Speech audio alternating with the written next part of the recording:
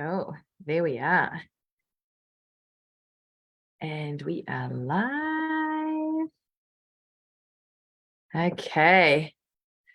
Cool. Wow. Welcome, beautiful humans, to this week's episode this month's episode of Rise Together. This is a special bonus session with the amazing Shannon Russell, who's coming to us from Second Act Success. And I'm going to introduce her to you guys in a minute. But I just want to remind you guys the whole purpose, the intention of this beautiful, beautiful series, this guest speaker series. So this is really all about highlighting conversations and struggles and challenges that all of us experience. It is for the woman, even for the men, if you're watching, that wants to have it all in life. It's for you guys who want to leave struggle street for good. It's for you who want to thrive, and you deserve to thrive. And it's about highlighting these conversations. What are some of the things, the challenges that all of us struggle with?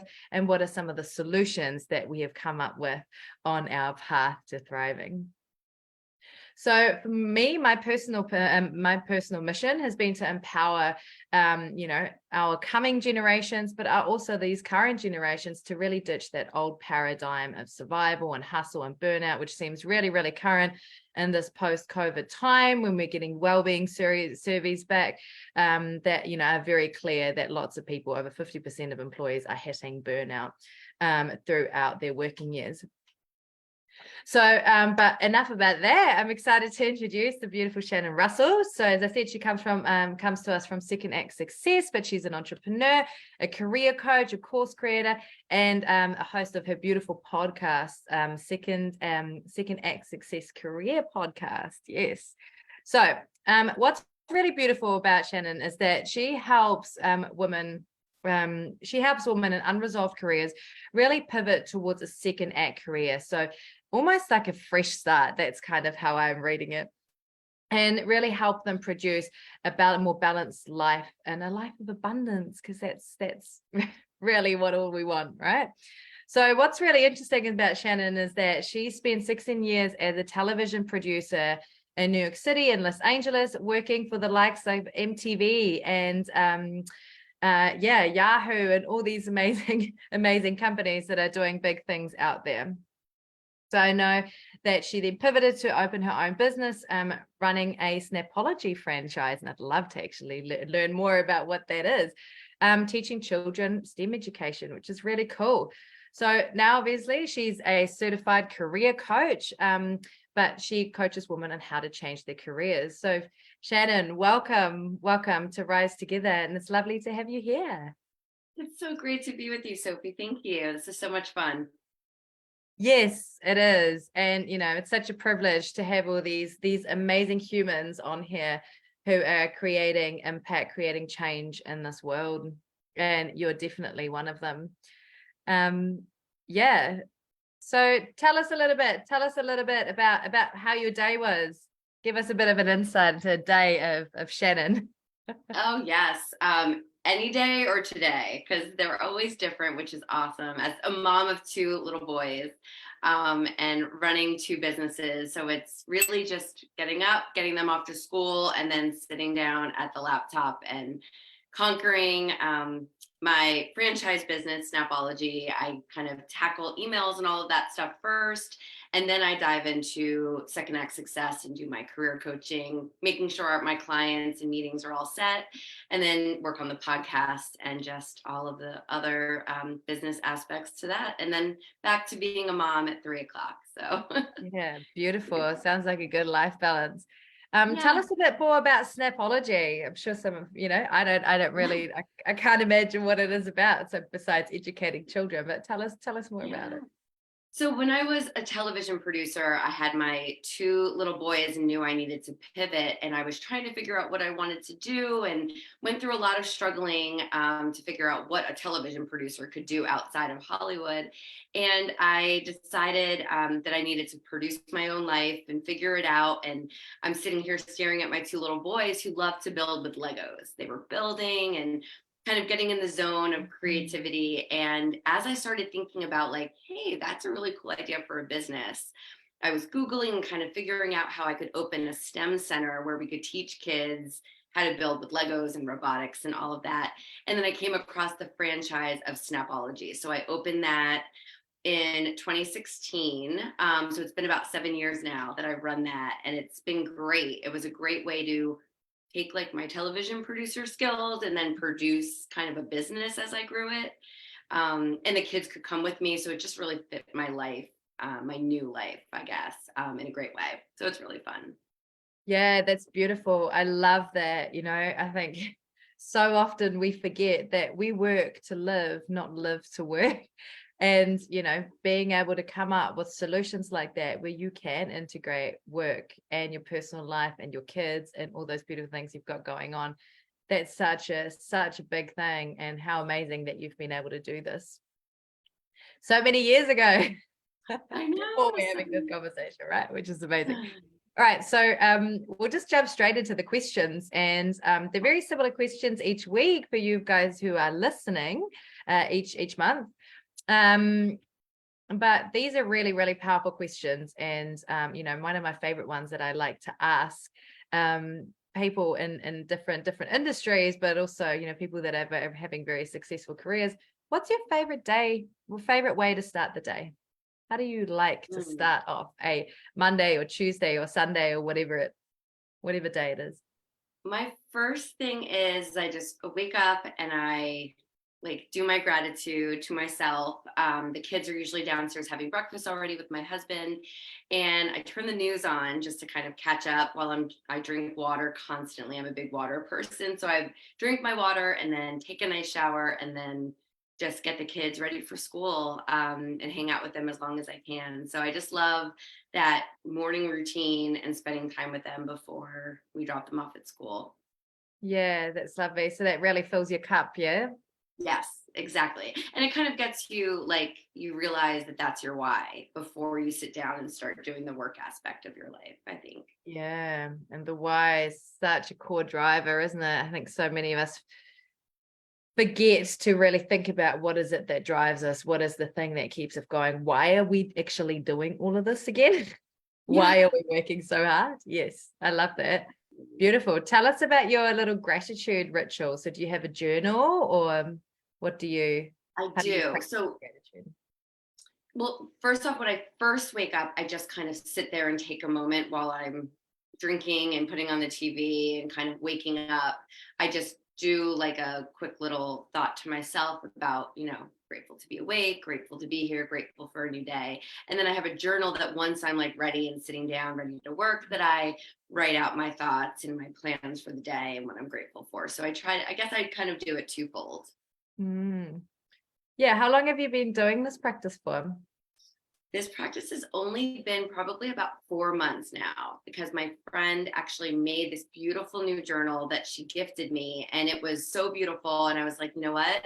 This was so sweet that she gave it to me, and I need to like start this. And it really, that's what got me into it, because I was always, oh, I'm grateful and saying little things to myself, but it's helpful to just write it down, be able to go back and look at it. And so that's, yeah, I guess it was right before the holidays. So maybe, or right Yeah, around the holidays. So maybe it's been a little longer than 4 months, but I love it. nice. And how would you start your day otherwise? So 4 months ago, how did you start your day before you discover the beauty of this journal? You know what? It was just kind of like, all right, let's sit down and get into the emails. So I think Mm. just before the emails and before the start of the, day taking away, it's just important to take that time for yourself, because don't you feel like sometimes when we're in the emails and on the meetings and on the Zooms and you're just kind of in it. And so just to take those, it's kind of just become that ritual. I have my tea, I sit down, I start my writing, and then sometimes even if the day just gets a little haywire, I will stop and just open it up because it's right next to me here at my desk. And it's just something to go back to. So yeah, it's just like that grounding of like, this is my non-negotiable today. Yeah, beautiful. Yeah, we got to have those non-negotiables, and they look so different for all of us, right? Very true. Yeah, definitely. For me, my non-negotiable is my yoga stretches. Can't handle it. Nice. Can't handle starting the day without it. Okay, cool. Yeah. Amazing. So I suppose that brings us to our next questions. What do you do when life stresses you out? What's present for you when life stresses you out? Yeah. I have started literally closing the laptop. Like if I get an email that hits me the wrong way or something is stressing me, if I'm getting overwhelmed by the to-do lists all over, I literally just close the laptop, walk away, and do something that's completely different. So I found that for a while I was reading, and I love to read, but I was reading more like business books or like self improvement books, kind of books that brought me back to work and back to what might be stressing me at the moment. So I started reading more fiction. And so, something that just kind of get me completely out of my current state and into a different world. Um, so I'll either just step away, go into the other room, sit on the couch and open my book for a little bit, or I have an adorable dog that I love, and I'll just take him outside for a walk if the weather's nice and just go around the block. So just something that is really taking me away from sitting down and, focusing. I feel like otherwise your head's just still in it. So you have to find something that's Mm. completely separate from what you were doing when you got in that stressed out state. Yeah, I love that. I love that. And I suppose I just want to quickly reiterate that because it will then make sense from a biological point of view, right? Doing something completely different from what you were doing that was actually stressing you out actually tells your body, that allows your brain to tell your body that it's okay to calm down now, that you don't have to be stressed anymore, and it completes that stress cycle. And it's such a beautiful thing to do. And I have to say that the dog's always been a good incentive to get out and walk, right? Yeah, it's the same for me here. I love that. Yeah. So do you think that in terms of work, I just want to delve a little bit deeper into that. In terms of work and when you're sort of experiencing stressful moments, what do you think are those things that tick it off the most? So is it emails and things like that? Is it conversations with people? Tell us a bit more about that. Give us some examples. It's definitely, you know what, I find it more in my other business, in my Snapology franchise business than my coaching business. And because I think when I'm with my coaching clients or I'm working on my podcast, we're more aligned, right? It's I can help these people with what they're working on in their career, and it's different than when I'm working with families at my other business and there's families and kids involved. It's like a different type of, they're both service-based businesses, but different. So I think the other business is where you might get like a parent who's unhappy about something that their child did at class, or, just those little complaints that can just hit you the wrong way if you're sensitive like me. Mm. And, you're used to everything being okay. And then someone just says, can I give you feedback? X, Y, and Z wasn't exactly what I thought it would be at their birthday party or at this Yeah. class.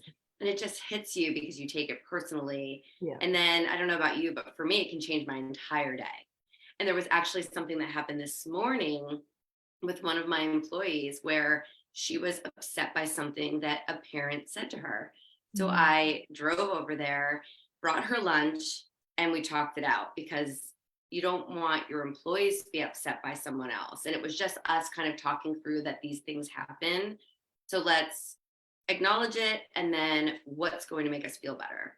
For Mm. her, it was a surprise lunch. And we just talked and ate together. And so, yeah, I think the stress comes more from dealing with other parents in that business. Mm. But otherwise, I think honestly, sometimes it's too many tabs open in your brain. So you're like, yeah, you're like, so I love so that. maybe, I always thought it was me just juggling both businesses and having both like emails up at the same time. But I think it's just being a mom and being a daughter and a wife and a friend and just all those tabs of things that you're trying to keep track of and that like timeline. Like, don't you feel like we just go through the day knowing like, okay, at this time I have to do this and then I have to pick the kids up and then it's this practice and then it's this, and sometimes your brain just can't handle all those tabs open at once and you just go, all right, let's just close it all down, think of something else, watch Netflix, and come back to myself.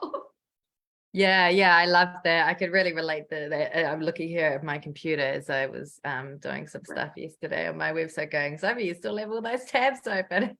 But you're right? Because I've been ruminating, thinking about my task from yesterday, going over it and over it again. Yeah. And it happens to so many of us, right? And I think it's that reality that we all wear so many hats. Like we're not just an employee or a business owner, but we're a mom, we're a sister, we're a wife or a husband, and all these other things, other facets of our lives. And that especially modern life can get really busy juggling all of those. And what a beautiful thing to do is to just take yourself out of it. I really love that. Thank you so much for sharing that, Shannon. And to also be real about this, that just because we're coaches and we're business owners doesn't mean that we don't struggle with all of the things that everybody else struggles with sometimes. So yeah, I love that. Thanks for that. Thank you for making the conversation so real. That's beautiful. So this brings us to our next question. And I love this question. It's one of my favorite ones because I think about, my own all the time, but I also think about my clients. And what is it? What is your superpower, Shannon? Like, what's the one thing that you think makes you unique? I think I'm like an eternal optimist in a sense. Like I always feel like we can figure it out. Let's figure it out. It'll work out. And maybe it's just that as I'm like cheerleading other people, or even in my own life of saying, okay, this career doesn't fit me anymore. What am I going to do? I'm going to figure it out. I went down a couple wrong paths, but here I am. I figured it out. So I just always kind of feel like anything's achievable. So that might seem silly sometimes, like, I can't fly, or, maybe I can't buy a house in Hawaii right now, but, maybe one day. So I just feel like I always am thinking anything is possible. Yeah, I love that. And that's so needed, right? In terms of because when we have this belief that anything is possible and that no matter what happens in life, we'll just figure it out, it gives us that level of resilience. Right? No matter what happens in life, we will figure it out, and really being able to foster that belief. And I found for me, that's been one of the most helpful beliefs ever. And it's gotten me through everything. Not that, and that's the funny thing. I think we so often forget how resilient we actually are because we've gotten through 100% of all of our struggles and our challenges in life because we're still here. We got through them. And it makes us incredibly resilient. But yeah, really fostering that belief that firstly, anything is possible. And secondly, that everything will work out somehow. Where do you think that? So sorry, say that again. I was going to say the way that it's supposed to, right? If you have faith. Yeah, that trust. Where do you think that belief comes from, or that superpower that you have? I have really incredible parents, and I had really incredible grandparents that I was kind of the black sheep in my family that wanted to go to Hollywood, and I was the first to go to college, and I went 8 hours away to college. So I've always been just outside of the norm of my family that all stayed in this one small town. So, but they never shunned me for that. They were so supportive. And even when I was a little girl, my parents were like, great, let's save to go to Hollywood. Like, here's a bank. So I had a California bank. They took me there as a graduation gift from high school. Just they were always supportive of these crazy dreams that I had. And I think that has always stayed with me. And my grandparents were the same way. They came from very, very low means, lived in the same town since that they were born in. And yet they saw that there was potential outside of that. And they always supported. So I never really thought about it, but I think it has to come from them, just seeing that support that, okay, go try it. Oh, I love that. I love that. And just a shout out to your parents and your grandparents for being such beautifully supportive family. And that's really special, and how beautiful that you get to acknowledge that, right? Yeah. Yeah. And then it now, like, I can do that for my children, hopefully, and just let them know that, like, the world is their oyster, and, whatever crazy idea they have, I'll help them pursue it. Yeah. So what would you say to people that maybe don't have the support, from their friends, from their family, from their grandparents, that, maybe also be that what you call the black sheep, right? A little bit outside of the norm of your family. What would you say to them when it comes to following their dreams, when it comes to, really pursuing what they want to do? I love this because I think what I like to say is keep your thoughts close to your heart before you share them. Because a lot of times I've spoken to friends who want to change careers, want to write a book, want to do whatever it is, and the second they tell their partner or their mom or whoever it might be, that person dims their light, and then they feel like, okay, well, I'm going to just crawl back over here and I'm not going to pursue it because I don't Interesting. have the support. And so what I often say now, and I do this myself too with my other crazy ideas that I come up with, is to keep it to myself first while I really sit with the why. Why do I want to do this? How am I going to achieve this? So you can do the research, right? If you want to write a book or if you want to open an Etsy shop, whatever it might be, you can do that research. Google's amazing. You can Google it, you can ask friends. You could do all of that on your own before you even tell a soul. And then I think the more educated you are about what that is that you want to do, you'll be that much more confident, so that when it comes time to telling other people, hey, this is what I'm thinking, you almost have the skills and the information to kind of back it up. So I think absolutely go for it, whether you have the support or not. But it might take I don't want to say more planning, but you still have to plan.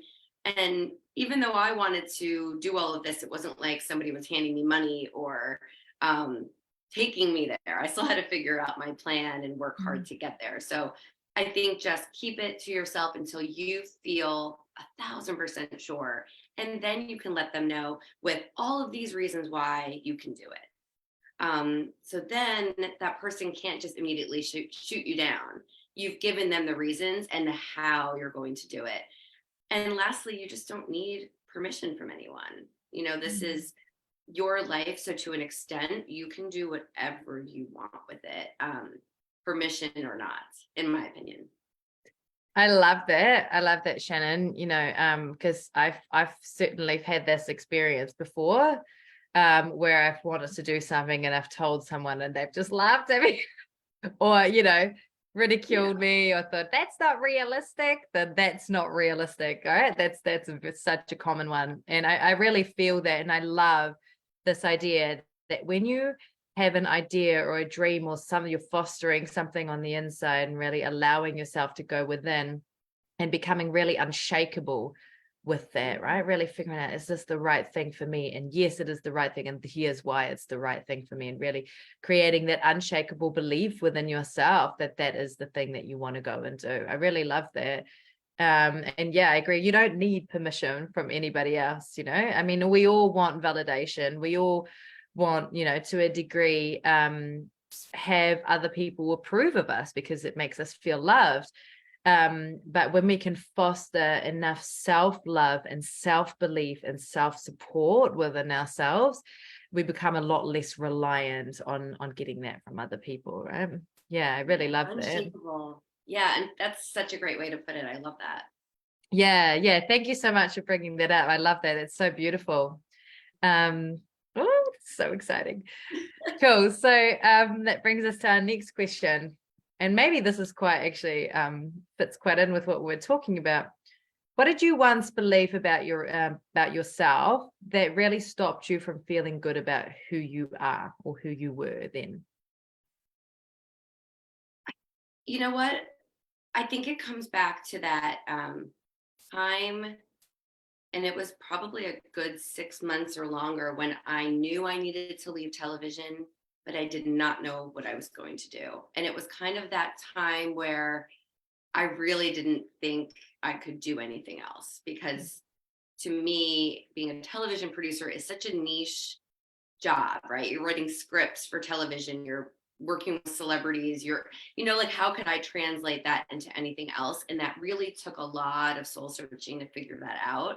And honestly, I really felt very, very stuck and I didn't know what I would be able to do. So that was a really hard time of figuring that out, especially when that was my dream for so long and I was able to do it. But now having my kids didn't make me not be able to do it, but I knew I couldn't be the kind of mom I wanted to be. So I was putting that pressure on myself to make a change for my boys. And it was really that conflicting of trying to figure out who I am outside of television. And I think it brings up a good topic of like, our jobs are not our identity. And I think that's what I struggled with because everyone knew me from working in TV, and all my friends, including my husband, were all in the industry. And so they looked at me like, what do you mean you're leaving? You're getting paid well. It's so much fun, blah, blah, blah. But to me, it just wasn't fitting into my life at that time. So it was a complete struggle, and took quite some time and many wrong turns until I figured out how to change what it was I was doing and to realize that I wasn't tied up in that I was still the same person, but now I'm doing something else. But I'm still that, and I can still go back and do that any day of the week.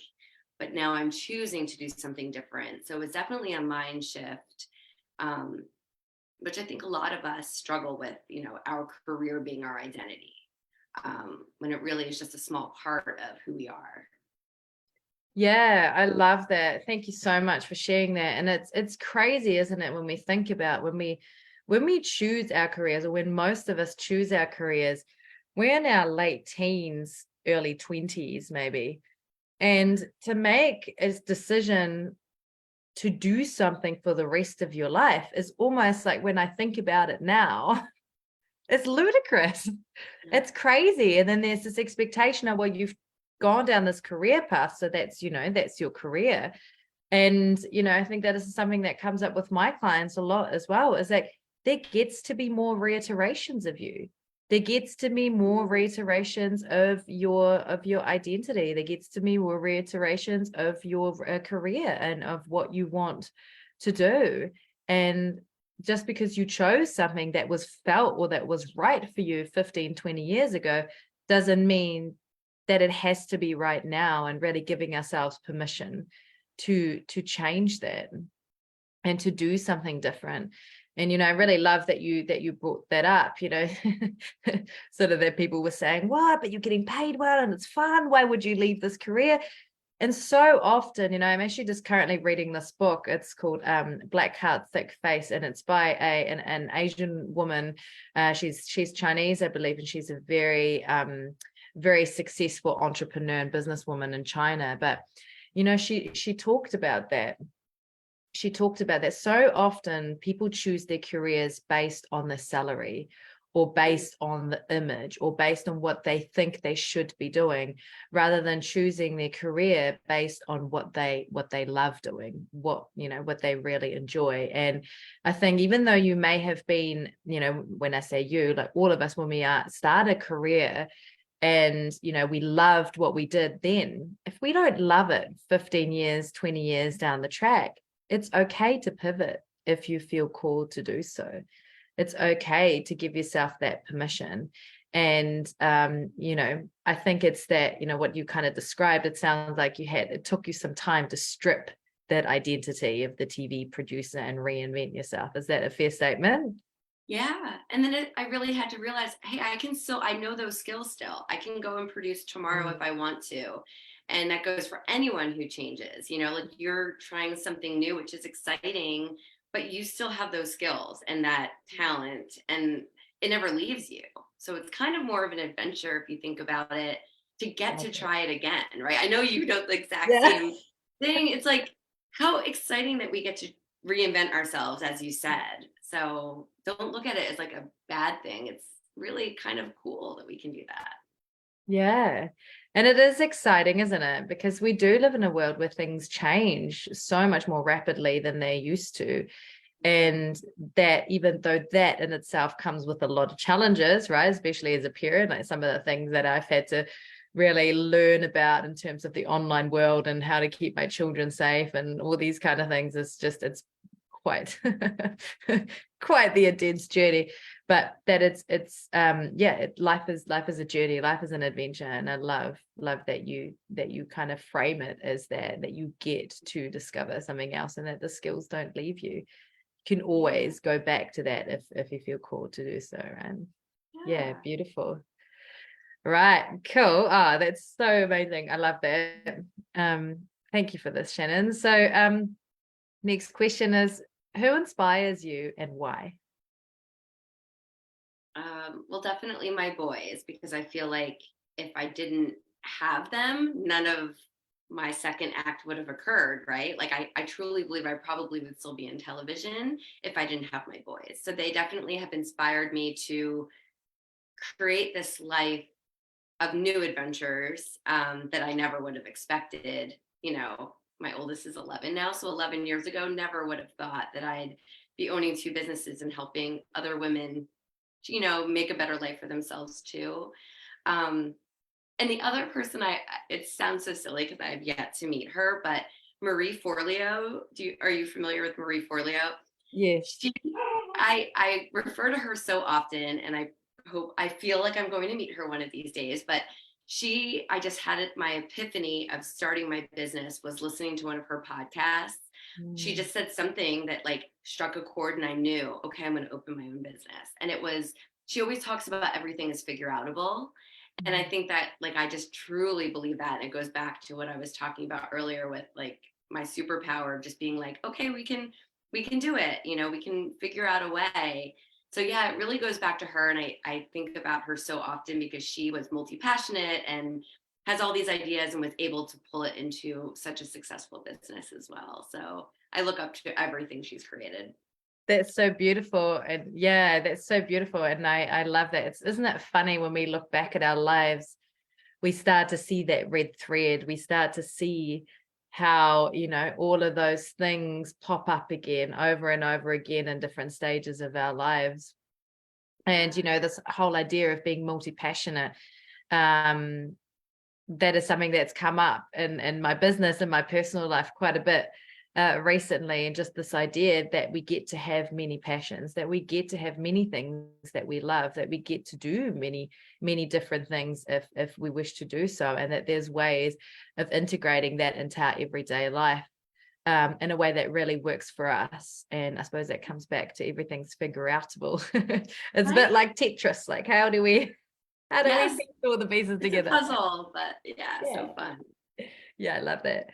So let's bring this to our last question. Shannon, what advice would you give your 16-year-old self? Something that you know now that, you not necessarily wish you would have known then, but something that you would give your 16-year-old self now, and advice you would give your 16-year-old self if you could.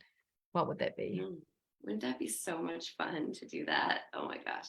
At 16, Sophie, I was rebelling against my parents. I didn't want to go to college. I wanted to go to Hollywood. I don't need a degree.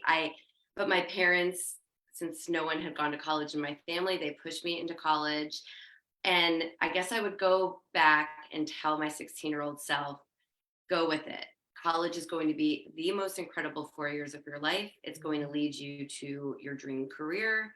That's going to lead you to meeting your husband, having two amazing boys, and starting your second act with these businesses. So it's going back and just saying the road doesn't look like it's going to like the way you think 16-year-old Shannon thinks it will be, but go with the opportunities that come your way and follow those, and they'll lead you to great places. I love that. That's beautiful. Go with the opportunities that come your way. Yeah. Right. I love that. Oh. Well, what a beautiful way to end the session. Is there anything else that you feel called to say? Anything you would like to say to our viewers, our listeners? You know what? There was just something I was thinking of, Sophie, like that kind of goes back to what we were talking about is I wish I could remember who it was that brought this up. on a recent podcast interview I was doing, and she mentioned, and I'm sorry, I can't remember who it was, but she said, we have an opportunity now that our parents or especially our mothers and our grandmothers did not have. And that is to reinvent ourselves and to try multiple things, whereas they didn't have the opportunities that we have. And I took that to heart to really think like, wow, my mom had me at 20. She didn't go to college. She had me and was a stay-at-home mom. And my grandmother had even less opportunities. And you just think like, wow, they didn't have a chance. So it's almost like my or our duty, I guess, to do multiple things and to go after everything we want in this life in honor of our parents and our grandparents. And I don't know if that helps at all to bring that up, but it kind of stayed with me when this person mentioned it to me. And I was like, wow, we really do owe it to them to try to make ourselves happy and pivot if we want to and just live our best life. Yeah, you're right. It's something that I've reflected on too with my mother, my grandmother, and as you know, my grandmother lived through the Second World War. She lost both of her husbands in the war.